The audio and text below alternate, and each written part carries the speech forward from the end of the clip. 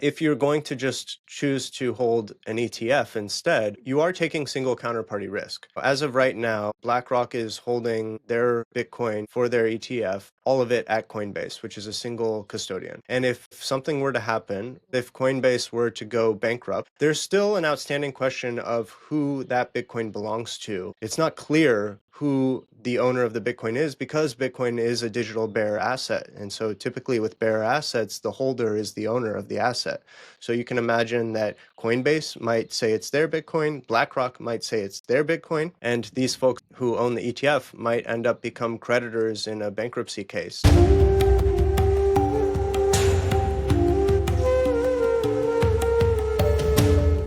Welcome back to Bitcoin for Professionals. I'm joined by my co-host Harris Irfan, and we got a special guest today, Chase Palmieri from Acropolis. Chase, we're gonna jump right into it. Maybe you can give us a little bit about your background. I know you work in Bitcoin, but some of our audience are always curious to hear about what you did before your Bitcoin moment. So maybe you can give us a little bit about your journey. Yeah, sure. So, I guess the journey really starts as the only child of two serial entrepreneur parents. So, kind of grew up helping operate and run their various businesses, and then at the age of 16, launched a restaurant with my dad, a fine dining Italian restaurant in Northern California. And then after kind of cutting my teeth at every job of the restaurant, from coming up with the name to cleaning dishes and everything in between, went and got my degree in entrepreneurship and small business management, and then came out of college with two co-founders and started a technology company called Credder. I founded and ran that for about a decade. And the goal of that company was kind of similarly to what Bitcoin is doing in traditional finance, but applied to the media ecosystem, was trying to kind of right the misaligned incentives that things like clickbait and attention-based metrics create in online media. So maybe you got it from the name Credder, but we were basically trying to create a open source, crowdsourced credibility score based on audience trust for individuals and publications that could be tracked in real time and provide feedback to the publishers, but also from a revenue model standpoint, license out those scores to the platforms who are trying to figure out how to navigate high quality content from low quality content. So when I was kind of wrapping up that chapter, I reached out to the folks at Early Riders and OnRamp, specifically Michael Tanguma, and let him know that I've been kind of this closeted Bitcoiner for since 2016, and I'm sure we'll kind of get into all that. But that I really wanted to take my operational skills, my entrepreneurship skills that I've learned over my life, and apply them to building in the Bitcoin space and Bitcoin only.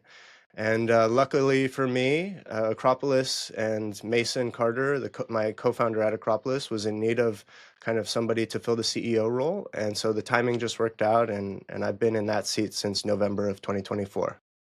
Amazing. So you were brought up with the entrepreneurial mindset, just given the background. That's quite rare that both of your parents, not just one of them, because typically you'll see a standard 9 to 5 parent, and then the others maybe a businessman, businesswoman, but you had both influences push you in that direction. Was there Yeah. something specific about entrepreneurship that caught your attention? I mean, not everyone follows in the footstep of their parents, but what was it that kept you on that path? That's a great question. I guess like my earliest realization that entrepreneurship was different was having both of my parents show up to my sporting events and never having them kind of, say, oh, I can't do that, or oh, I can't make this, So they were always kind of there at those key moments because they were deciding their own schedule. And so that was kind of one of the early moments that it clicked for me that, oh, entrepreneurs are kind of in control of their own destiny in a way that, somebody who's an employee of an organization is not.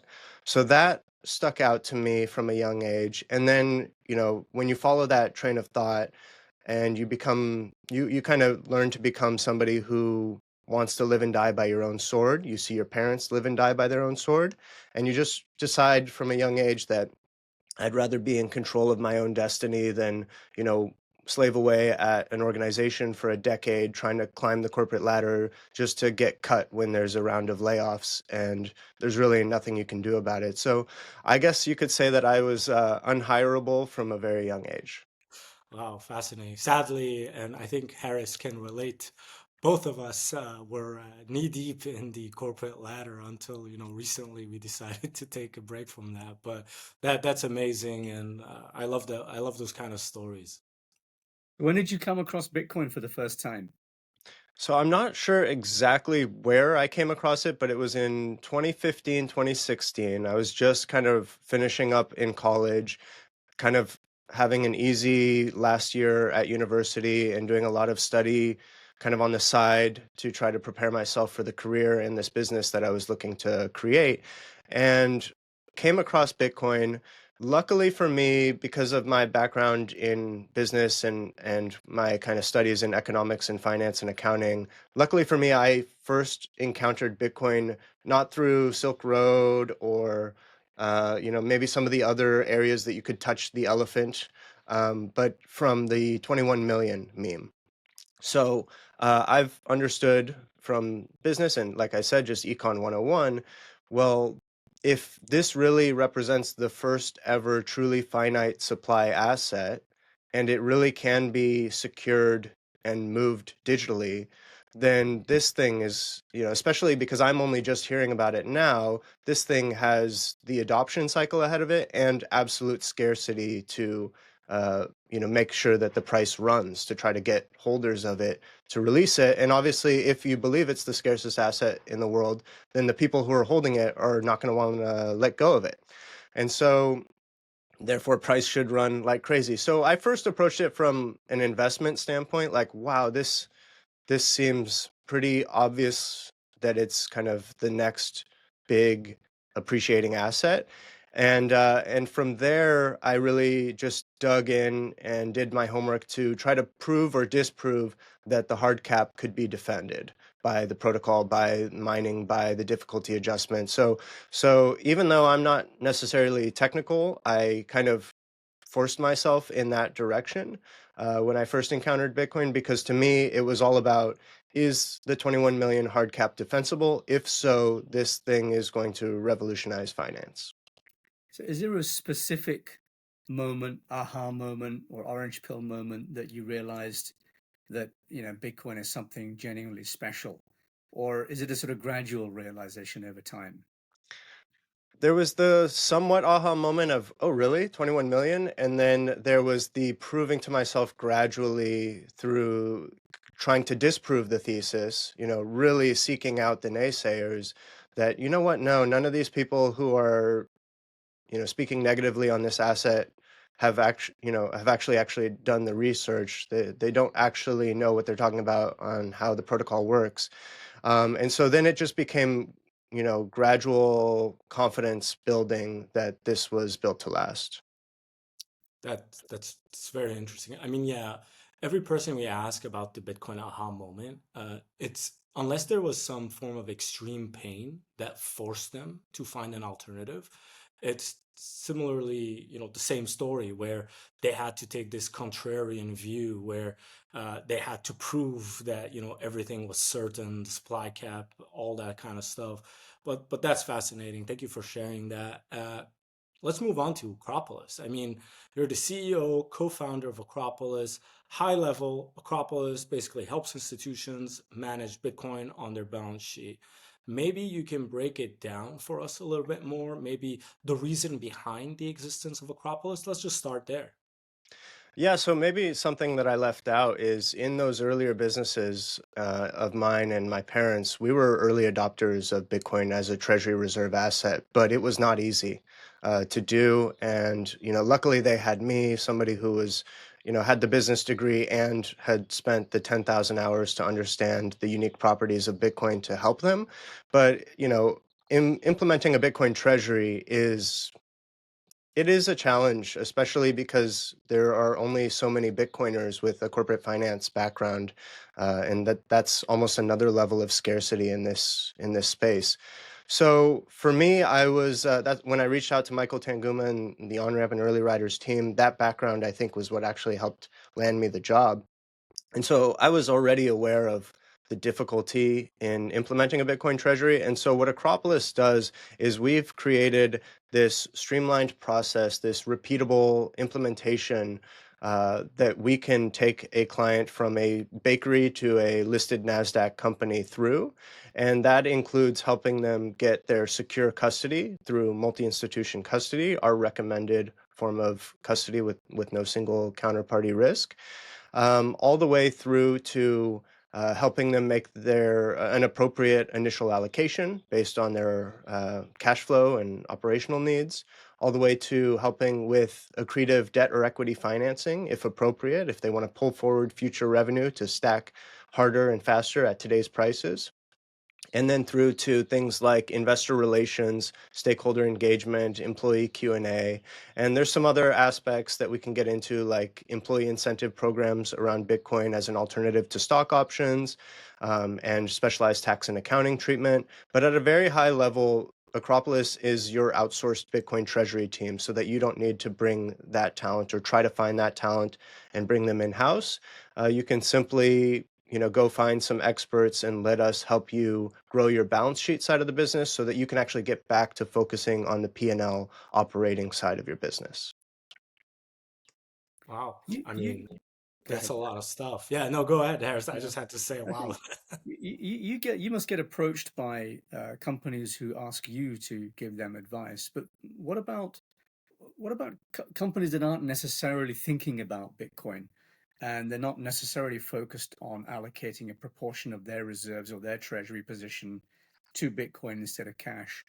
I mean, do you see that CFOs in general, in normie land, if you like, are thinking about how to reallocate cash, or is that something that you proactively have to encourage? It's a really good point because this is this is an emerging idea. Not, a lot of CFOs and C-suites have really gone all the way down the rabbit hole to realizing that Bitcoin, or Bitcoin per share, is actually the modern unit of account in their business that they should be focused on. And there's still a lot of people who think that they're keeping pace with treasury bills or these other traditional treasury reserve assets. Because we have limited resources at Acropolis, we do try to focus on finding the folks who are sufficiently in the know and are at least intellectually curious enough to consider an initial allocation, and then we can kind of grow their appetite from there through all of the amazing research that we put out. So yes, sometimes we'll talk to folks who want nothing to do with it or have never heard of Bitcoin, but generally we're targeting um, key decision makers who either are already holding Bitcoin on their personal balance sheets, or are the majority shareholders or still founder-led operators of businesses, and so kind of have this dictator aspect where they can pull the company in this direction if they decide it's appropriate. That's really where we focus our energy and efforts, because consensus building is the most difficult part of what we do at Acropolis. So if you're dealing with a large entity, you're dealing with a board of directors, a C-suite, a CFO, controllers, um, the accounting team, risk management. So there's a lot of ducks to get in a line, and we've all tried to orange pill folks in our own lives. Imagine trying to orange pill a C-suite that is actively operating a business, right? So they don't even necessarily have time to see their kids, and now you're going to try to handhold them all, in a line through the Bitcoin journey together. It's just not feasible. So we do rely on some of our education and the broader education to and obviously the success of the MicroStrategies and Semler Scientifics and MetaPlanets of the world to create more Bitcoiners in the C-suite over time. And our job is to just make sure that they find us and that we can serve them when they decide it's appropriate. So the focus is more targeted, is what you're saying right now, to those who are kind of in between. They're curious, they kind of like Bitcoin, and they're considering it for their what's the typical size? Because I'm trying to think about, your target market, and you mentioned that it can't be like a large entity, but what's the typical size of the company that you approach or that you're being approached by? Yeah, that's right. So it's worth calling out, like, why was Semler Scientific and MicroStrategy able to do this as public equities?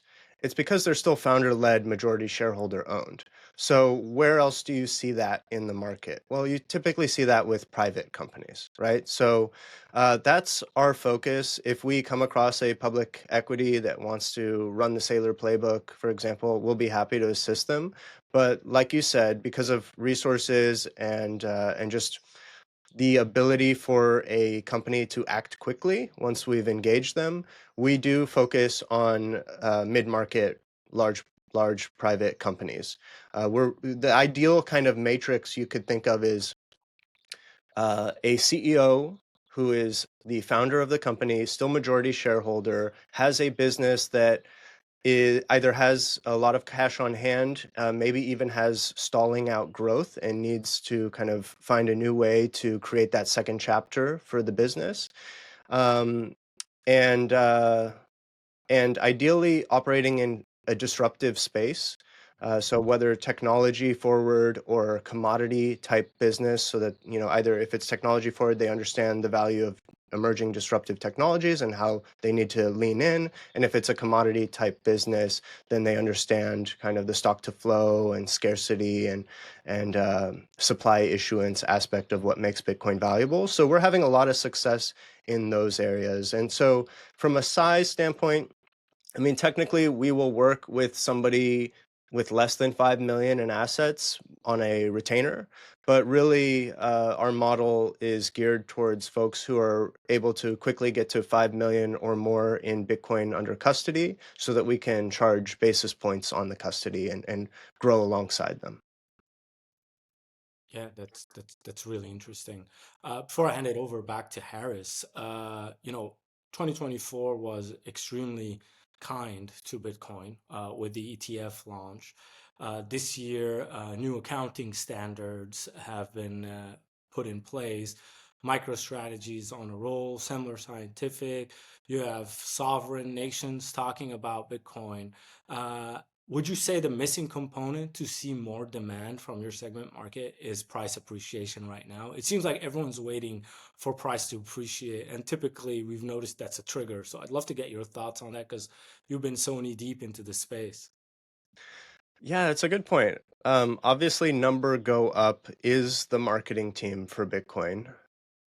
But I will say, I think all of the barriers have been sufficiently knocked down. So, for example, you mentioned the FASB fair accounting value. That's huge for a corporation. It's honestly a deal breaker out of the gate before that was in place. So, as of January 1st, 2025, any company's CFO can, no longer be penalized for putting Bitcoin on the balance sheet. And, we've And seen, sorry go to ahead. interrupt, Chase, but because not all of our audience is, accounting friendly. Everyone hates accounting, sadly. But maybe you can kind of break down, in simple terms, the before and after, like what the Sure. change looked like. I think that would be helpful for everyone. Yeah, sure. So before January 1st, 2025, before the new FASB fair value accounting standard for Bitcoin's treatment on the balance sheet went into effect, Bitcoin was treated as an indefinite intangible, similar to something like intellectual property, which is ridiculous because it has a 24/7 market rate. But it was basically had to be marked down to its lowest point ever that the price ever reached since the company had made that investment. So you basically have to show all of the loss for the holding and none of the upside. And so, if you imagine a company like MicroStrategy buys Bitcoin at, let's call it $30,000 per Bitcoin, and it drops to $16,000 per Bitcoin, but then runs up to $109,000 per Bitcoin, before this January 1st, 2025 update to the accounting practice, they actually had to mark their Bitcoin on the balance sheet down to $16,000, the lowest ever price, even though it might already be over $100,000 per Bitcoin and they could have massive earnings on their Bitcoin holdings.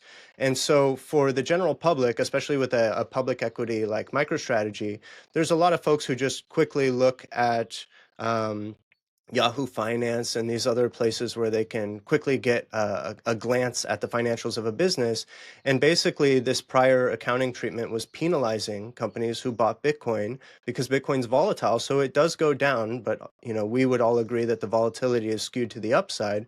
But from the at a glance market treatment, these companies were being penalized, and they looked like they were showing massive losses on their investment in Bitcoin, when in reality, a lot of these companies, especially any company that's ever held for 4 years, is massively in the green. So now talk us through Acropolis specifically, how the platform works. What does a modern Bitcoin treasury solution look like? Yeah, so at the base layer, custody, right? Because everything we do to help you grow your Bitcoin stack is only as relevant as our ability to ensure that you can safeguard and keep that Bitcoin for the long term. So, you all at OnRamp Mina are obviously also big believers in the value of multi-institution custody. So kind of the first step when we're onboarding a client is to provide a white glove onboarding service into their multi-institution custody vault, where we help them onboard into these three separate, legally distinct qualified custodians, each of which holds one of their private keys on their behalf so that they don't have to hold cryptographic material in their own right or in their desk drawer, or hand it over to a key employee and then ask for it back when that employee decides they're taking a job elsewhere. So there's a lot of compliance benefits to multi-institution custody, not to mention the obvious benefits that come from having no single counterparty risk, meaning, even if one of these institutions were to blow up in FTX fashion, your Bitcoin hasn't moved, it's completely secure. And you can create all kinds of levels of user controls, permissions, authorizations, approved users, and protocol around your policy framework. So you can really safeguard that Bitcoin for the long term. Now, once we've gotten your multi-institution custody vault set up, and if you already held Bitcoin somewhere else, like River or Unchained or wherever else, Coinbase, we can help get that moved over. But from then on, we're going to look at your past 3 to 5 years financials and any forward-looking projections.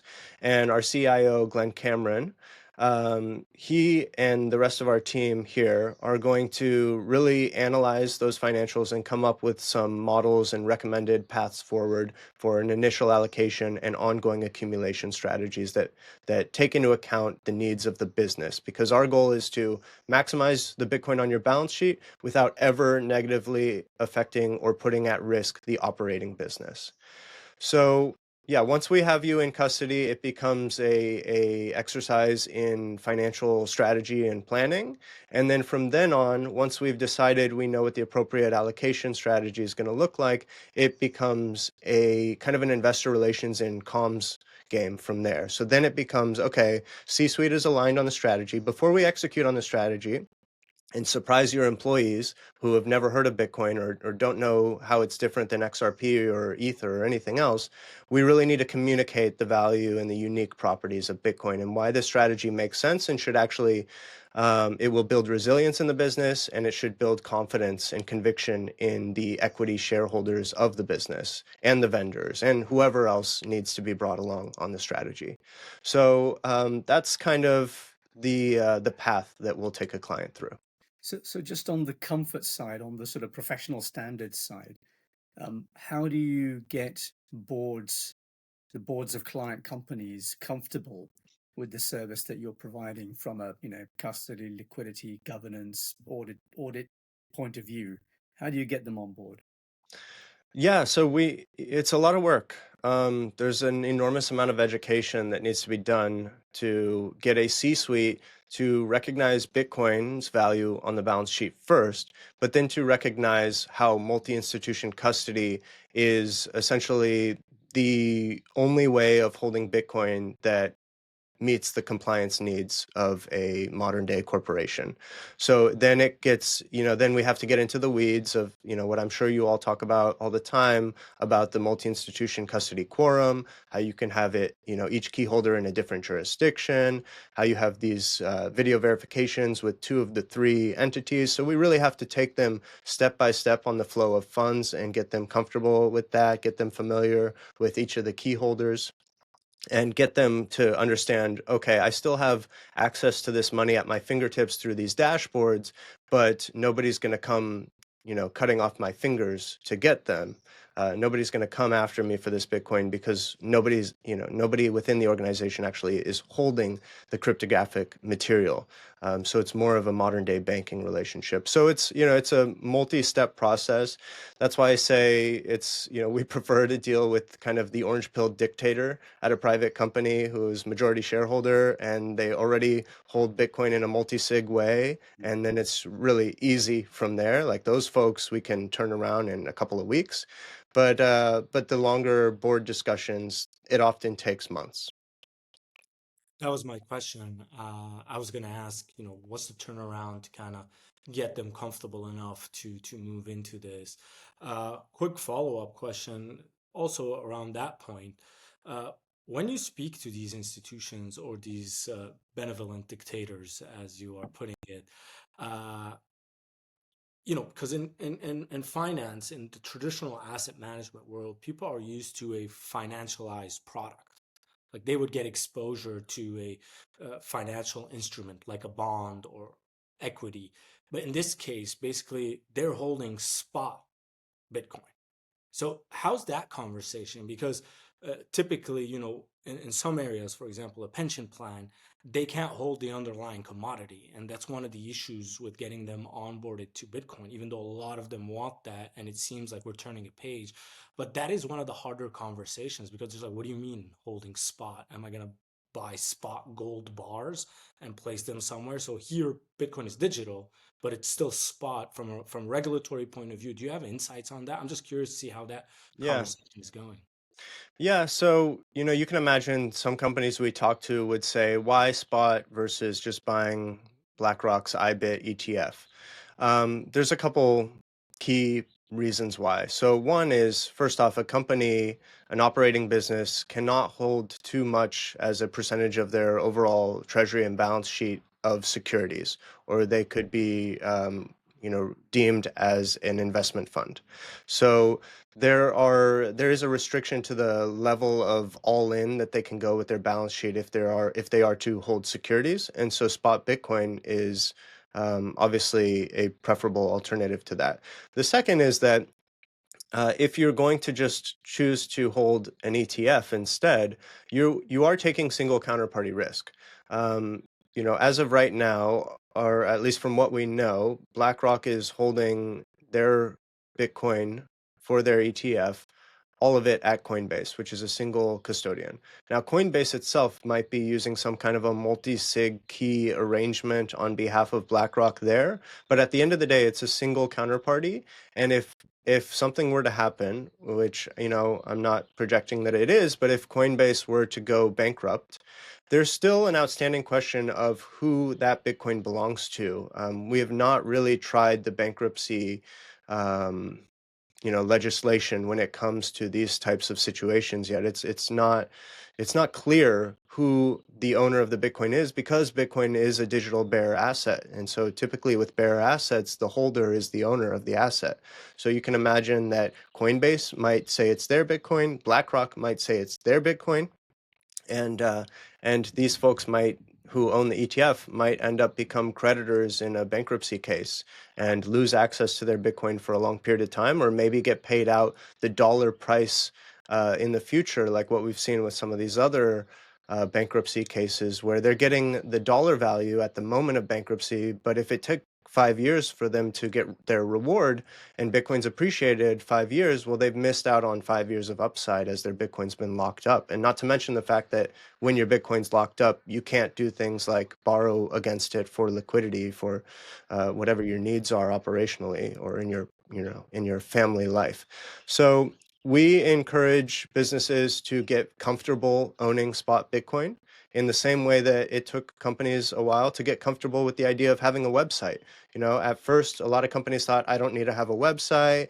I don't need to having emails for my employees. A lot of these things were scary and too technical at first, but they become just normal business practices today. And we don't call companies with a website companies. And just like right now, we call companies who own Bitcoin treasuries, Bitcoin treasury companies, it's really just going to be companies who understand that Bitcoin is a better savings technology and they're going to own a portion of that on their balance sheet. Well, Yeah, what's your we need to. prediction on timeline there? When do you think that's going to happen? When will we stop describing, treasurers who hold a portion of their reserves in Bitcoin as Bitcoin treasurers?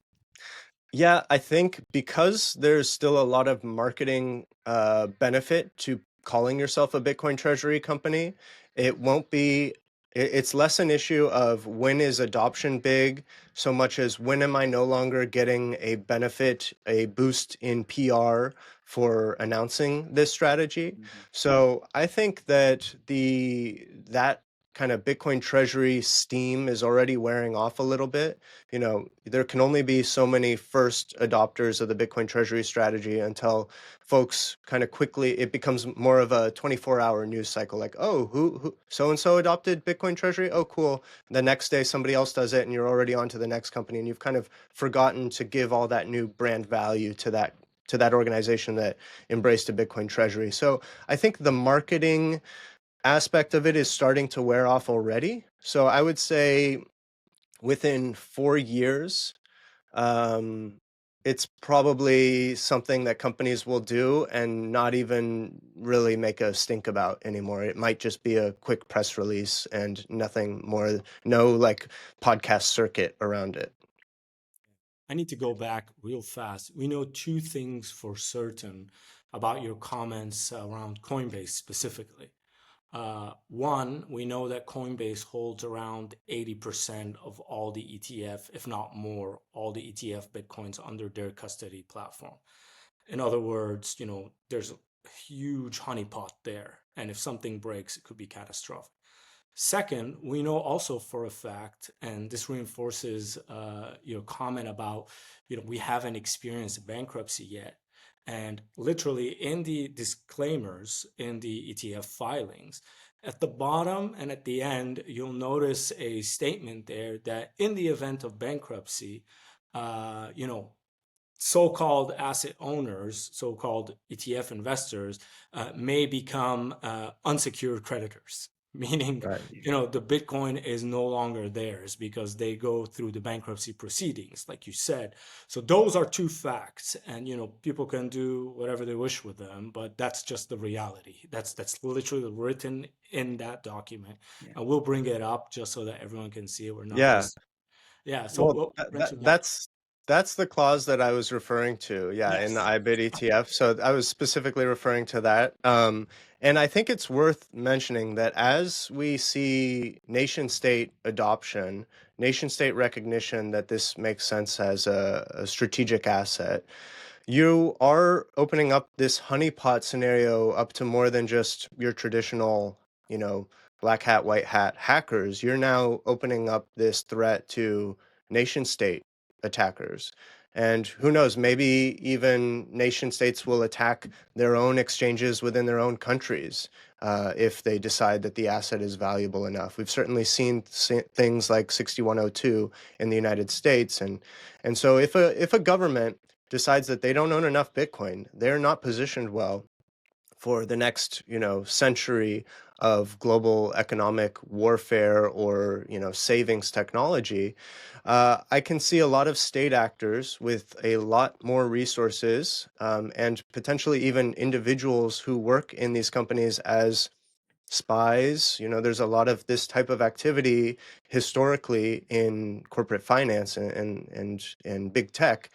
I think that this idea of a honeypot with 80% of the Bitcoin at a time when nation state adoption is ramping up should be all the more terrifying to people who are holding their Bitcoin either through direct Coinbase accounts or ETFs that are storing their Bitcoin at a Coinbase. That should really be troublesome. Yeah. And Okay, so thank you for adding more color to that, Chase. It's always helpful giving the audience a heads up. Uh, so you've helped companies get Bitcoin on their balance sheet. You've worked with CIOs, you've worked with the teams there. So how does the dynamic change once you have Bitcoin on your treasure? How do you view things at the company level now that you're holding this asset? Because a lot of people think, oh yeah, I just hold it there, but I'm sure a lot of things change in terms of, the company balance sheet, in terms of the company cash flows and earnings and all that. So maybe you can kind of give us a breakdown, basically the case for holding Bitcoin on a corporate balance sheet. Yeah. So with a volatile asset like Bitcoin, position sizing becomes the way that you address the volatility. We encourage companies to buy for their deep cold storage Bitcoin only the money that they don't need access to for the next 5-year period, so that we ensure that they're getting through at least one Bitcoin cycle, which has historically always left people in the green. Um, when it comes to why a company needs to consider Bitcoin as a treasury reserve asset, well, we need to talk about the wider landscape of massive government deficits, increasingly large money prints, and this runaway inflation and debasement of local fiat currencies and also the kind of the non-true cost of capital rate that comes with lending money to the government in the form of treasuries. So if inflation is really 10%, and let's be generous and say you're getting 6% for lending the money to the government, well, you're actually losing 2% of your purchasing power annually. So it looks on paper like you're keeping up because, oh, in fiat terms, you started with $100 and now it's $106 at the end of the year. But in reality, that $106 now is buying you less than even the $100 would have bought you, right?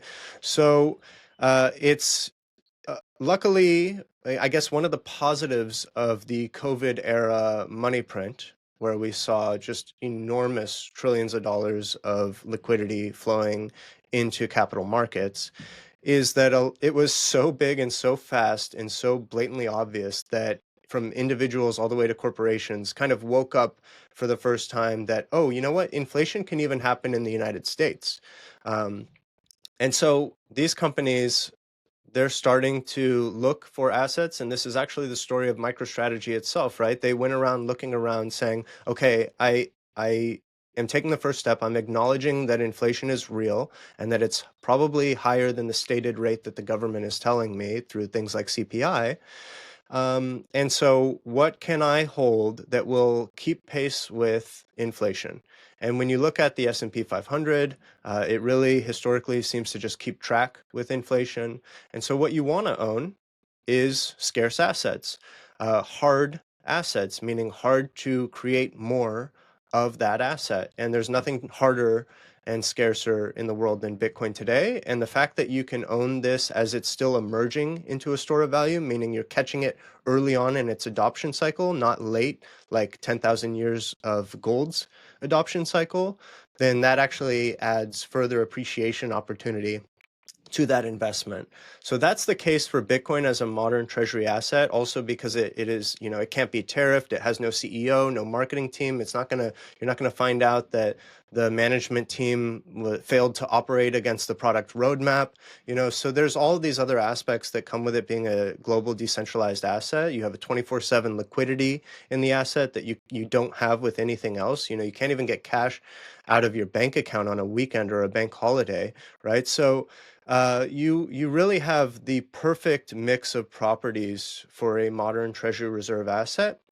And yeah, what was the other piece there when it comes to No, like uh, how are they? So you made the case. Now they have Bitcoin on their balance sheet. So thank you right? for walking us through the thesis. So now they have it on their balance sheet. How do they view their balance sheet differently now? Because I'm assuming it's not the same as just not having Bitcoin and buying treasuries. Things Right. change. Right. Well, when Bitcoin starts to eat into your brain a bit and it becomes your unit of account, whether in your personal life, your family, or your business. And so when Bitcoin is your new hurdle rate, and you really understand that whatever you think it is, 35% compound annual growth over the next decade, whatever benchmark you want to put on it, if you believe that that's your new hurdle rate and that you can take an incremental dollar and rather than investing it in a new product line or a new employee even, you can just buy growth off the shelf, as Jack Mallers likes to say, by putting that incremental dollar into Bitcoin and putting it away, giving yourself optionality into the future, the business starts to get leaner. They start to get more disciplined, and they start to get a lower time preference. They start thinking very long term, like, okay, we're going to be around for 100 years now because we own Bitcoin. So how does that change the business? So this M&A strategy where you take your capital and you try to buy another company to tack on their cash flow, and it may or may not work as you're basically integrating this foreign entity into the your entity. Um, that's difficult, that's challenging, and historically a low success rate. And if you're doing stock buybacks or you're paying out dividends, you're actually decapitalizing the business. So you're making the business less resilient. You're basically telling your shareholders that you have no idea what to do with the money. You've run out of ideas. You're giving money back to investors, and that's also, like I said, it's making the business less resilient over time because in a COVID scenario where maybe you have to close your doors for 2 years, you have decapitalized the business. You need to make sure that you have more runway than you expect in today's turbulent global markets. Here we are talking amongst a potential trade and currency war as well. So when it comes to a company that has successfully adopted Bitcoin, those are the things they start thinking about. And what's really interesting is when a company has held Bitcoin for long enough to see it appreciate, especially if it's gone down first and they've had to address concerns of volatility and, oh no, it's going to zero, and their employees start calling them up and there's concerns over that aspect of the business. When it goes back up, it really builds conviction in the team, and everybody from the C-suite to low-level employees starts thinking in terms of how can we get leaner, tighter, more efficient so we can acquire more Bitcoin so that my shares have more Bitcoin per share, because Bitcoin is the future unit of account, and Bitcoin per share is what looks like when that unit of account meets the world of business. So we're getting pretty close to the end of the podcast, Chase, and I thought I'd ask you one final question from me, and then I'll hand over to Ralph to wrap up. What about the next 5 years? What do you see for Acropolis? What do you see for the industry? What does the next 5 years look like? So for Acropolis, right now we are leaning on third parties for some of our services, some of our kind of scope of services, if you will. So when it comes to the capital markets activity, we work hand in hand with some of the best kind of investment banks and capital markets uh, folks, whether at Cantor, Fitzgerald, or elsewhere, when we have a client that wants to engage in a accretive debt or equity financing strategy. And even same thing with specialized tax and accounting. Obviously, Bitcoin is a global asset and we serve global clients because of that. But there are different tax and accounting treatments based on your jurisdiction. And so because we can't be everywhere and specialize in everything, we have to lean on outside partners. What I envision for Acropolis is two things. One is that all of these services eventually, because client demand justifies the investment, come in-house. And Acropolis is, you're a broker dealer, and we can help you go out and raise that capital raise. We can help you tell the story. We can do every piece of this service, including the specialized tax and accounting treatment. So I would love for Acropolis to not just be kind of the custody, the financial modeling, the investor relations, and then leaning on these outside parties for, some key aspects of our service, but bring it all in-house. And then second is I would like to, as much as we appreciate the smaller clients that we work with, I would really like Acropolis to be known as the premier Bitcoin Treasury team, so that when the Apples, Googles, Amazons of the world start looking for a Bitcoin Treasury strategy, they find Acropolis, they take us seriously, they see us as the credible player in the space with the experience and the team to help them execute on that. And then we either work hand in glove with or in tandem with their existing corporate treasury team, or they just rely on us for their Bitcoin treasury and kind of isolate that aspect of their balance sheet. And so I really see Acropolis working its way up to the higher, more premier side of the market over time. It's amazing, Chase. Good luck with all of that. That sounds interesting, and with Bitcoin behind you, I'm sure you guys are one of the early entrants in the space. So, wishing you all the best on that. Before we wrap it up, we typically like to ask our guests a question that kind of relates to their area of expertise. So, you're a founder. You've worked, with CFOs. What kind of advice would you give founders or CFOs or CIOs about, Bitcoin, or if they're Bitcoin curious, or, just looking to learn, what would you say to them to nudge them in the right direction? Ah, you know, I guess we're assuming that they're already intellectually curious, and that they can be humble enough to approach the topic with the assumption that perhaps everything they think they know about the way money works and traditional finance is either wrong or that they've been lied to, and um, that Bitcoin might actually represent truth in finance. And so I guess what I would urge somebody who's curious, I would say, I have never found anything like this where you will be financially rewarded for your lack of ego and intellectual curiosity on this topic. You know, if you're a basketball fan, I guess theoretically you could make better bets on basketball games the deeper you go into the topic, but it's going to be very hard to see that intellectual curiosity transform your life and your family's future. But with Bitcoin, you're learning about money. You're learning about savings technology that creates a lasting legacy.